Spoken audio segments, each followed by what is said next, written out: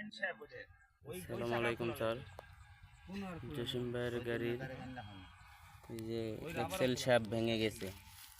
Excel প্রিমিয়ামের লগে অল্প একটু মাথা লাগা আছে, আর এই পাশে শেপ পুরাটাই আছে এক্সেলের মধ্যে।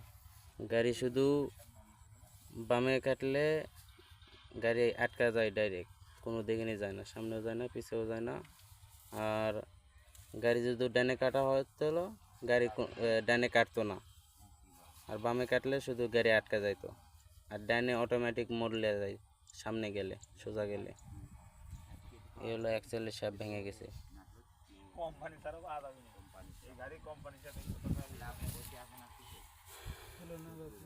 হাতটি সরব, গিয়ার বক্সের প্রিমিয়াম সবই ঠিক আছে, শুধু অ্যাক্সেলের শ্যাফট ভেঙে গেছে। আমারই তো ভাই, আমার ছোট ভাই দুদুর বেটা বিশ্বাসই করছে না। না খুলবে।